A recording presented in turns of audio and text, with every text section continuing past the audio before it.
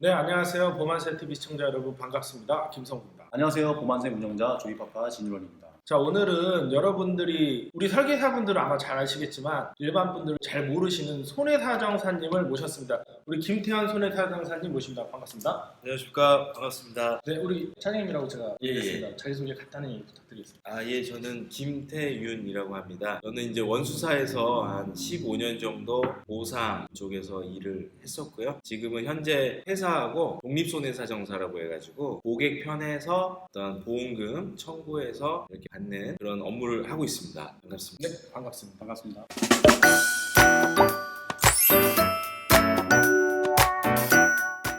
네, 그리고 눈 후유장이 있잖아요. 이게 꼭 실명이 안 돼도 예. 받을 수 있는 방법이 있잖아요.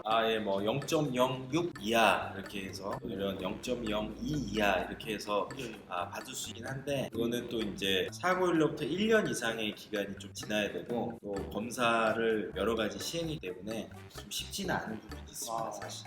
좀 어려울 수 있다. 그리고 또 그 CDR 척도 1도 있는데 이거는 네. 도저히 어려워. 그렇죠. 그 우리 상해나 질병 후유장애 담보에서는 CDR 척도 1점은 보상이 되지 않거든요. 네네. 2점 이상. 우리 치매보험에서는 이제 1점도 주죠.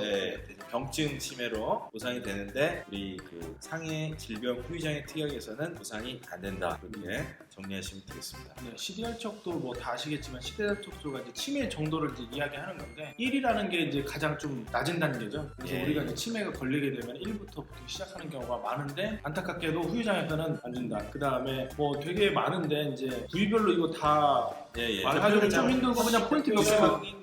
디스크 같은 경우는 이제 약간의 추간판 탈출증이라 그래가지고 수술이나 물론 이제 시술 정도 이렇게 하신 경우에는 하고 방사통이 있다든지 MRI나 검사상에서 확인이 되면은 후유장애 진단이 가능하다. 가장 또 접근하기 쉬운 후유장애라고 보시면 되고요. 또 대표적으로 모르시는 분들은 수술했다고 이제 바로 되는 게 아니라 또 예. 장애 진단을 받으려면 그렇죠.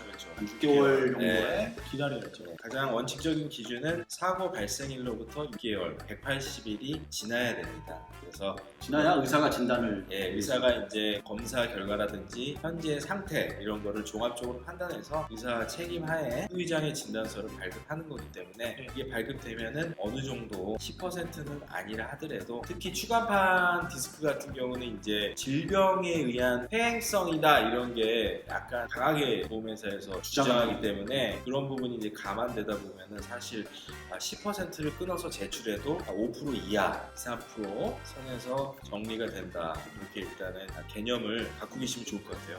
네, 그리고 하나 좀 알아두셔야 되는 게 예를 들어 이제 6개월 뒤에 우리가 청구를 하죠. 6개월 동안 그 꾸준하게 치료를 해야지 치료를 안 하고 놔두면은 이게 또 나중에 논란이 되잖아요. 보험회사 입장에. 그렇죠. 안 주려고 하죠. 왜 치료를 꾸준히 안 했냐. 이렇게 되는 거잖아요. 그런 부분도 이제 네. 약간의 태클이 들어올 수 있는 부분이긴 한데 내가 아팠는데 치료로 시간이 없어서 자주 못 갔다 이렇게 얘기할 수도 있는 거죠. 그리고 실제로 그럴 수도 있고 그러니까 치료 주기가 뭐 일정해야 된다 그거는 반드시 그래야 되는 거 아니고 내가 시간 날 때 물론 이제 아프니까 병원은 갔겠지만 반드시 막 치료 주기가 촘촘하게 있어야 된다 그거는 아닙니다. 그거는 그때그때 사례에 따라서 다양하게 해석이 될 수가 있다 그렇게 생각하시면 되겠습니다. 그렇죠. 그러니까 조금만 정리를 해보자면 이제 후유장애가 이제 범위나 사례가 워낙 다양하고 정립이 완벽하게 되지 않았기 때문에 이제 큰 질병이 걸린다든가 큰 사고가 났을 때 거기에 해당하는 진단금만 받지 마시고 후유장애 담보가 있었다라고 하면 그거를 요건에 맞게끔 청구해보는 게 좋은 것 같아요. 네. 암 걸리면 보통 이제 수술을 많이 하잖아요. 이제 방사선 치료를 끝나기도 하긴 하는데 수술하면 어딘가는 절제를 했다는 거잖아요. 그렇기 때문에 그거는 따로 후유장애를 청구하지 않았는데 보험회사에서 알아서 주지 않기 때문에 알아서 주지 않기 때문에 수술했다 하고 그 신체 일부를 뭐 조금이라도 단련했다고 하시면 그거는 후유장애를 이게 받을 수 있는 가능성이 있는지를 꼭 손해사정사님이나 이제 전문가한테 의뢰를 받아서 하시는 게 좋을 것 같습니다. 그리고 이제 하나만 이제 더 여쭤보면 이제 자동차 합의금 있잖아요. 이게 좀 인기가 많을 것 같은데 이게 자동차 합의금을 잘 받는 요령이라고 해야 될까요? 아니면 뭐 조심해야 되는 요령? 그러니까 이제 또 하나 말씀드릴 거는 마지막으로 이제 교통사고 보험금 합의 의료이라고 한번 말씀드리고 싶은데 네네. 그 부분이 이제 교통사고 났을 때 보통 2주 진단에 경추염자, 요추염자, 많이 외진탕 네. 제일 많이 나오죠. 나오는데 그랬을 때 이제 얼마나 받아야 되냐 이런 부분들이 사실은 궁금하실 것 같아요. 그래서 그래서 실제로 금액이 다 달라요. 예. 비슷한 사고인데 뭐 700만 받은 사람도 있고 뭐, 예. 100단위 넘어가면서 이렇게 받은 사람도 몇백 받은 사람, 100 이하로 받은 사람도 있고. 예, 예. 네. 그래서 고객들도 저희한테 질문을 많이 하죠. 예. 물론 보험회사는 싫어합니다.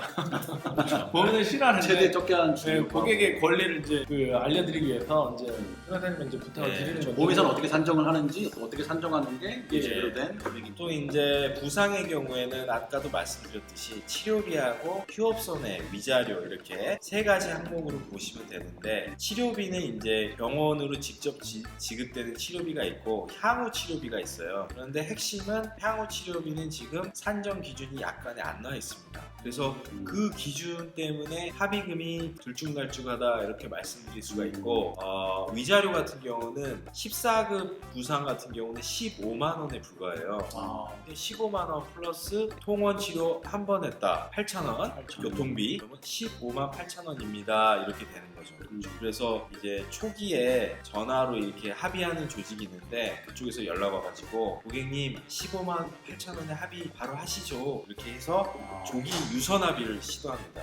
전화로 그랬을 때 모르시는 분들은 네 알겠습니다 이러고 그냥 해버린 거죠. 근데 그렇게 하지 마시고 내가 몸이 좀 안 좋고 치료를 좀 더 받아야 된다면은 향후 치료비라는 부분이 있기 때문에 최소한 뭐 80에서 100만 원 이 정도의 금액은 같이 그쪽으로 수 있지 요구를 않을까. 할 수가 있다. 요구할 수가 있다. 그리고 첫 번째로 말씀드린 거는 빨리 합의를 하지 말고 충분히 기간을 두고 만약에 정말 몸이 많이 아프다 그러면은 합의금보다도 제 몸이 가장 소중하잖아요. 때문에 충분히 치료 받으시고 합의하시고 약간 이제 아프긴 하지만 그냥 조금 있으면 괜찮을 것 같다. 그럴 경우는 뭐 조기 합의를 함으로써 보험회사랑 협상에 어떤 우위에 설 수가 있거든요. 그래서 그런 거 활용하시면 좋다. 제 고객의 경우 보니까 합의 안 하시고 예. 1년 이상 치료를 받으시는 분도 있더라고요. 예. 이게 다 기간이 정해져 있지 않습니까? 그런 거는 그렇죠. 제가 만약에 이제 네. 2주 진단이라 하더라도 경추염자다, 요추염자다. 그래도 나는 계속 아프다. 아픈데 왜 치료받으면 안 되냐? 그러면은 보험회사는 계속해서 지불 보증을 해줄 수밖에 없습니다. 법에 따라서. 하지만은 그게 이제 좋을 수도 있고 안 좋을 수도 있는데 어느 정도 선에서는 합의를 종결을 하고 하는 것도 저는 권장을 드리고 그래서 너무 그렇게 끌고 가는 게 상책은 아니다. 타이밍은 합의 타이밍을 잡아서 적재적소에 해서 최대의 결과를 나오게 해야 된다는 거죠. 또 그 아까 말씀하셨는데 휴업손해에 따라서 금액이 산정이 많이 달라요. 휴업손해 부분 같은 경우는 이제 입원 기간을 규정을 하고 있습니다. 그래서 예를 들어서 2주 입원을 했다, 15일, 14일 입원을 했다고 했을 때 보통은 이제 뭐 내 월급이 얼마인데 내가 이런 일을 하고 있는데 그런 것들이 잘 인정이 안 되는 경우들이 많아요. 특히 자영업자 분 같은 경우들은 세금 신고가 제대로 안 되기 때문에 알바생보다도 더 못한 수준으로 책정이 됩니다. 그럴 경우에는 그런 걸 따지지 말고 그냥 대한건설협회 보통인부 일용 노임 단가를 기준으로 해서 2019년 9월 1일 현재 275만 몇천 원이에요. 월급 기준. 네, 그걸 기준으로 해서 곱하기 85% 하면은 한 230만 원 정도 나오겠죠. 네. 그럼 230만 원을 2주 정도에 230만 원. 아니죠. 한 달. 한 달 기준. 한 달 했을 때 그러면은 그 230만 원을 다시 나누기 30일을 합니다. 왜? 한 달이니까. 그렇죠. 일할 계산은. 네, 그럼 일할 계산하면 하루에 73,000원 정도 나오는데 73,000원 곱하기 내가 입원한 날짜 15일이다. 그러면은 얼마입니까? 한 100만 원도 되겠죠. 100만 원도 되겠죠. 네, 그럼 100만 원 정도는 플러스 알파로 올라간다. 그렇게 생각하시면 그거보다 좀 낮게 책정하면 이런 식으로 좀 얘기를 해서 그렇죠. 할 수가 있다는 네, 요청을. 네, 통원 같은 경우는 교통비 하루당 8,000원 인정해 드리고요. 그래서 막 50회, 100회 가신 분도 있어요. 그럼 100회, 아까 그 1년 동안 통원했으면 나 100번 통원했어. 그럼 곱하기 8,000원 하면 얼마죠? 80만 원 이렇게 올라가니까 그런 것도 있고. 근데 아직 급여가 내가 아주 높다. 옛날에 보니까 이제 삼성전자 부회장님인가 했을 때그 예. 대상 그 휴업소래가 상당히 많이 나오고 예, 기사도 그럼 연차휴가 날 썼는데 내 연차휴가 수당이 하루에 뭐 50만 원인데 그럼 50만 원 곱하기 15일 썼으니까는 500에다가 750만 원 되겠죠. 그런 부분들은 작년 월급에 대한 원천 징수 영수증 있죠. 네. 급여,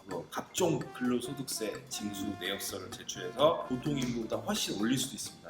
그런 사람 걸리면 보험회사는 깜짝 놀라죠. 돈 많이 줘야 돼. 그런 경우는 일할 계산으로 좀 따져보면 됩니다. 연봉에서 다시 그렇죠. 월급에서 다시 월급 다시 365일 나누기 해버리면은 간단하죠. 그럼 하루 일당이 나오네. 예, 그렇죠.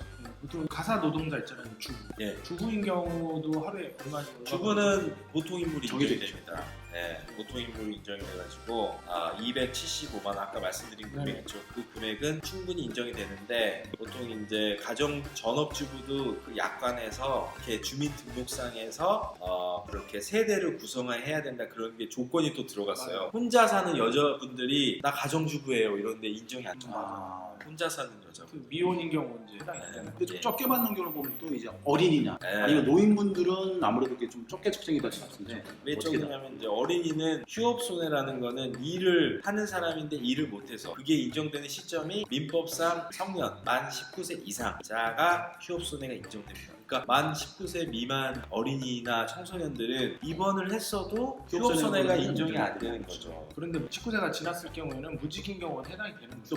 그렇죠. 무직인 경우는 지금 이슈가 있는데 약관에서는 소득의 감소가 있는 경우라고 규정돼 있기 때문에 사실 무직자는 소득의 감소가 없잖아요. 원래 놀았으니까. 네. 근데 그것도 금융감독이나 이런 데서는 그냥 해줘라. 왜? 이 사람 언제든지 또 일자리 구할 수 있잖아요. 그럼 근데 지금 늦어지면 오늘 일 안 한다고 사고 난 날 그날 하루 일 안 한다고 해서 무직자라고 해서 돈 안 주면 너무 억울하지 않습니까? 그래서 그냥 줘라 이런 게 있습니다. 나이 많으신 분은 어떤가요? 나이 많으신 분은 그 기준이 좀 있나요? 네, 어린이 65세 최근 대법원 전원 합의체 판결 통해 가지고 우리 노동 능력에 대한 가동 기간을 만 60세에서 만 65세까지 인정했어요. 그러니까 만 65세 이상자는 기본적으로 휴업 손해가 발생하지 않는다고 보시면 돼요. 네, 받을 수가 네, 물론 그분이 실질적으로 종사하는 일이 있었으면은 받을 수가 또 있나요? 인정될 수가 있다는 거죠. 이게 또 약관에 그래서 노인분들은 65세 이상의 경우는 약간의 검토를 해야 된다. 직업이 없는 경우는 이제 수업전에 있는 예, 그렇게 보시면 될 것 같습니다. 그렇게 되는 거 지금은 사실은 전치 2주 정도 기준을 좀 적용해서 말씀하신 거잖아요. 예. 반대로 이제 하여튼 크게 좀 사고 났을 경우 골절- 부상급상 한 3급 아, 그러면 또 얘기가 또 골절 달라지죠. 네. 그러면 이제 6급 이상을 중상해로 보기 때문에 네. 중상해 같은 경우는 이제 향후 치료비라든지 또 장애라든지 그런 것 때문에 그런 금액이 훨씬 더 올라가요. 그런 경우는 반드시 저와 같은 손해사정사 분들의 도움을 받거나 변호사 소송까지도 할 필요가 있어요. 왜냐하면은 자동차 보험 약관 기준이 대단히 소송 기준보다 약하게 돼 있거든요. 그래서 소송 기준하고 몇 천만 원 차이가 나는 경우도 있어요. 그런 경우는 변호사한테 소송 비용 드리더라도 이득이 되는 경우가 있거든요. 그런데 그런 경우는 사전에 이제 검토 손해사정사하고 협의를 한다든지 해가지고 이게 소송을 가야 될 건인지 그냥 합의를 하고 말 건인지를 판단 절차가 반드시 들어가야지 그냥 보험회사 보상 담당자가 이거 많이 드리는 거예요 신경 많이 썼습니다 이래가지고 끝내려고 하면 네 알겠습니다 하는 순간 몇 천만 원 손해 볼 수 있는 상황이 된다는 거죠. 그래서 그 경우는 반드시 검토를 다 거치고 그 다음에 합의가 들어가야 된다. 이렇게 꼭 명심하시면 좋을 것 같습니다. 좋은 손해사정사님한테 이렇게 예. 상담을 해야지 이제 좀 안 좋은 손해사정을 하면 금액이 많이 달라질 수 있다는 거. 그리고 이제 또 협상을 하실 때 직접 이제 합의를 하실 때 받고 싶은 금액이 예를 들어서 내가 100만 원 받고 싶다 그러면은 처음부터 저 100만 원 받고 싶어요 하면 거기서 깎여요. 처음에는 저 150만 원, 200만 원 받고 좀 높게 부르라는 얘기죠. 그렇죠. 받고 싶은 금액보다. 받고 싶은 금액의 50%나 100%는 더 어. 업해서 부른 다음에 거기서 깎아 나가야 됩니다. 왜냐하면은 이 합의라는 거는 일종의 협상이에요. 협상의 기술에서는 기준점을 처음에 높게 잡고 시작하면은 그만큼 더 유리합니다. 물론 이제 말도 안 되는 금액, 저 1000만 원 받고 싶어요. 얼마 다치도 않고. 그러면 이제 이 사람 말이 안 통하네. 아예 더 안 되지만 그것보다는 약간 상향 받고 싶은 마음속에다 두고 그 높은 금액을 약간 높은 금액을 얘기해주면 1.5배에서 2배 정도. 사실은 그 보험사 입장에서는 좀 싫겠지만 또 이런 말을 하면 그 보상가 직원들이 이제 합의금 때문에 전화를 했을 때 예. 뭐를 원하냐면 아, 상대방이 얼마를 받고 싶지 이거를 듣고 싶어요. 그래도 먼저 말하지 않아요. 아, 그쵸. 그렇죠. 먼저 그래서 말을 하지 않아요. 이분이 이 고객이 얼마 정도 생각하고 있지 이거를 듣고 거기서부터 깎기 시작하거든요. 예, 말씀하신 대로. 예, 그래서 먼저 얘기하는 게 세게 그렇죠. 불리한데 이왕 말할 거면 좀 세게 말해도 된다. 그러니까 결국에는 입원했냐 안 했냐, 입원 기간이 얼마냐에 따라서 금액 통원하고 입원이 달라요. 차이가 많이 나고, 그 다음에 또 내가 정말 실제로 정말 많이 아파서 앞으로 병원을 계속 좀 다녀야 될 것 같다 그러면은 향후 치료비를 좀 세게 들어야 되는 것 같아요. 왜냐면은 그 건강보험 처리를 또 안 해주는 경우가 있거든요. 합의 시점 이후에는 지불 보증이 종료되기 때문에 일반 수가로 내야 되니까 원래는 건강보험 처리하면 10,000원, 5,000원이면 됐던 게 갑자기 3만원, 4만원이 됩니다. 그럼 그걸 내가 10번, 20번 병원을 가면 곱하기 20 하면은 100만원 돈, 200만원 돈 될 수 있다. 그렇죠. 일단 먼저 치료를 네. 이제 우선적으로 받는 게 네. 우선시돼야 되겠네요. 최대한 어느 정도 내가 정상적으로 몸이 8, 90%는 회복이 다 된 것 같다. 그 시점에서 합의가 들어가야지. 나 합의 지금 몸 아픈데 급하게 합의 들어가서 뭐 100만 원, 200만 원 받고 몸 더 아파서 내 돈으로 더 들어갈 수도 병원 있겠네요. 더 들어가는 경우가 있어요. 그런데 한번 합의를 했다 그래서 꼭 끝나는 건 아니잖아요. 그런데 일단은 합의하는 시점에서는 합의라는 것 자체는 더 이상 청구하지 않겠다는 게 맞습니다. 원칙은. 근데 예외적으로 그런 부분들에 대해서 뭔가 이제 보험회사에서 막 이제 불만이 심하고 그러면은 그냥 좀 더 치료 받으십시오 이렇게 하는 경우도 있는데, 합의라는 것은 원칙적으로 그 시점에서 끝납니다. 다만 후유장애는 추가 청구할 수가 있어요. 근데 치료는 다시 거기서 끝나는 게 원칙이라는 거예요. 그래서 나중에 이제 될 수도 있고 안 될 수도 있는데, 그래서 합의 시점은 타이밍을 잘 잡아야 돼요. 외적으로 후유장애. 예. 저도 합의서를 써봤는데 그 이제 사인하게 돼 있더라고요. 예. 그러나 버트 이제 후유장애에 대해서는 또 추가적으로 청구할 수가 네. 있다. 사장님 그러면은 사실 14급짜리 작은 사고도 다 저기 의뢰를 받으시죠. 14 같은 경우는 이제 금액이 얼마 안 되는 경우는 그냥 안내, 통화로 안내만 해드리고 수수료 내는 경우가 많아요. 그래도 이제 또 금액이 어느 정도 돼야 제가 또 수수료나 이런 부분이 있기 때문에 상호 간의 그런 부분들을 또 원만히 하기 위해서 어느 정도 금액 어느 정도 금액 돼야지 그래도 제대로 예. 상담도 해주시고 또 중간에서 또 이제 보험사랑 또 합의도 다 진행을 그렇죠. 해주시고 제가 이제 다 진행해서 안내를 드리고, 그리고 고객분은 굳이 또 보험사랑 뭐 통화할 필요가 없이 그렇죠. 어느 정도 선은 제가 손해사정 금액을 안내 드리고 이렇게 하니까 네. 좀 도움은 되실 겁니다. 그래도 14급도 10개 하면은 예. 10개 쓰는 거 뭐든지 좀 네. 하는데 그러니까 친절하게 안 받고 안내를 좀 잘 해주신다고 하니까 예. 연락드려도 될까?